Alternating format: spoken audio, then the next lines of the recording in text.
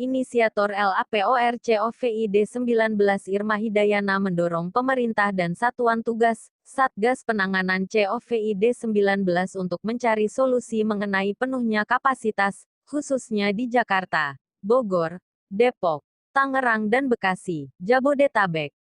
Ya, berdasarkan pencarian kami di rumah sakit yang ada di Jabodetabek itu semuanya sudah full sehingga mengakibatkan banyak pasien yang tidak bisa ditampung, kata Irma dalam konferensi perdaring, Senin, tanggal 25 Januari tahun 2021.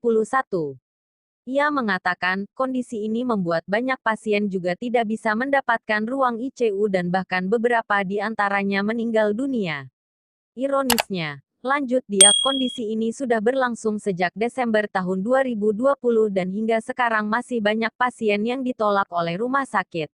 Ini sudah berlarut-larut dari Desember tahun 2020 hingga saat ini sudah banyak warga yang ditolak rumah sakit, ujarnya.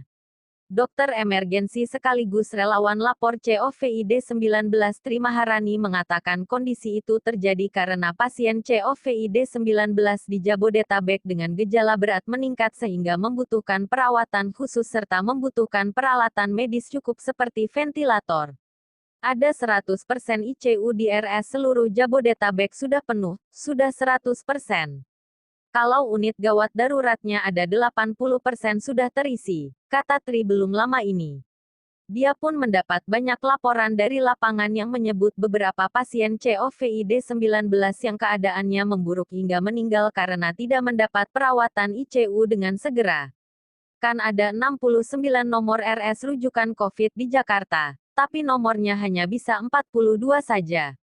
Itu saya hubungi terus dan selalu tidak ada ICU yang masih kosong untuk dirujuk. Sama, Jabodetabek juga begitu, jelasnya.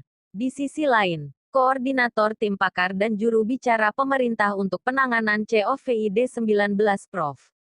Wiku Adhisa Smito menyatakan secara kapasitas masih ada kapasitas tempat tidur yang dapat digunakan untuk pasien corona. Namun dia mengakui ledakan kasus COVID-19 membuat kapasitas ruang ICU sudah terisi di atas 70%.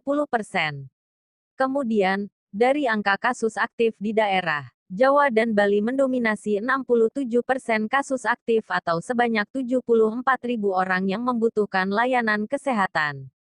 DKI Jakarta, Jawa Barat, Jawa Tengah, Jawa Timur, Riau, Kalimantan Selatan konsisten menjadi provinsi dengan kasus aktif tertinggi.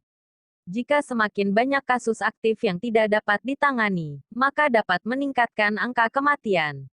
Wiku mengungkapkan Pulau Jawa dan Bali menjadi penyumbang angka kematian spesifik. Situasi ini tak dapat ditoleransi dan tak bisa dibiarkan.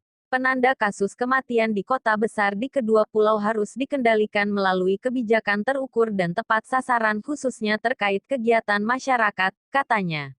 Sementara itu, Ketua Satgas COVID-19 Doni Monardo menjelaskan, okupansi rumah sakit rujukan pasien positif COVID-19 di Jakarta sudah lebih di atas 80%. Hal ini tentu mengkhawatirkan jika penularan positif COVID-19 terus melonjak. Doni memastikan beberapa rumah sakit sudah penuh dan tak lagi bisa menampung pasien.